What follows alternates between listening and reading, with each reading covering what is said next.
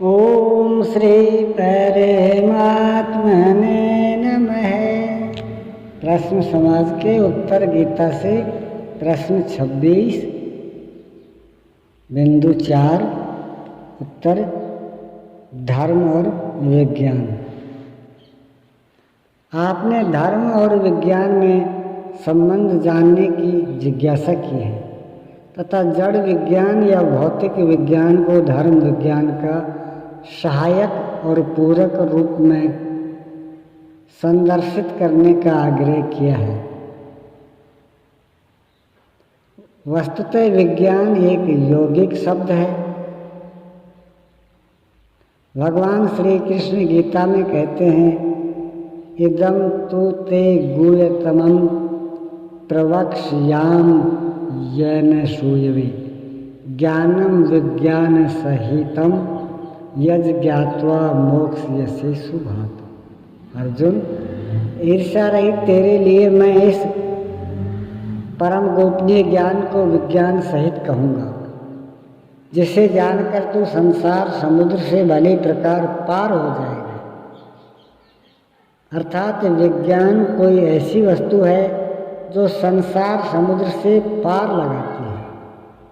आज जिसे आप भौतिक विज्ञान कहते हैं, उसमें ऐसे उपकरण भी प्रस्तुत किए हैं जिनसे संपूर्ण सृष्टि ही नष्ट हो जाए। यह विज्ञान नष्ट करता है, वह मोक्ष देता है। भौतिक आविष्कारों को भारतीय साहित्य में आसुरी माया की संज्ञा दी गई है।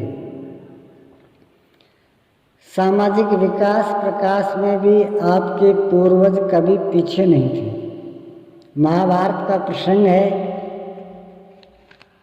सिंधु राज जयद्रथ द्रौपदी का अपहरण कर भाग रहा था। उसके शोध में संलग्न अर्जुन को एक वृद्ध सज्जन ने बताया कि कोई राजा किसी स्त्री का अपहरण कर भागा जा रहा है, उसके साथ उसकी सेना भी है। अर्जुन ने पूछा, वह कितनी दूर गया होगा? वृद्ध सज्जन ने बतलाया, वह इन पहाड़ों के उस पार लगभग 1 कोस अर्थात 3 किलोमीटर दूर निकल गया होगा। तत्काल अर्जुन ने दिव्य अस्त्र का संधान किया और जयद्रथ को लक्ष्य कर उसे छोड़ दिया। जयद्रथ का रथ चूर चूर हो गया, घोड़े धराशायी हो गए, फौज मारी गई, किंतु द्रौपदी और जयद्रथ को खरोंच भी नहीं लगी। भीम ने जयद्रथ की गर्दन पकड़कर उसे युधिष्ठिर के समक्ष पटक दिया। आज भी कोई है ऐसा आविष्कार? भारतीय मनुष्यों की भाषा में मानव मात्र दैवी या आसुरी संपत्ति से संचालित होता है। जो प्रकृति की ओर उन्मुख करे, आसुरी संपत्ति कहलाती है। प्रकृति तक ही जो हमें सीमित रखती है, आसुरी माया है। दैवी संपत्ति से संचालित योग माया, विद्या माया ही विज्ञान है। साधना इतनी उन्नत हो कि भगवान सुनाई कर रहे, आत्मा से अभिन्न होकर परमात्मा जागृत हो जाए, मार्गदर्शन करने लगे, अंगुली पकड़कर चलाने लगे। यह बेतार के तार का प्रसारण विज्ञान है। इस जागृति के पश्चात साधक निश्चित ही भवसागर से पार हो जाएगा।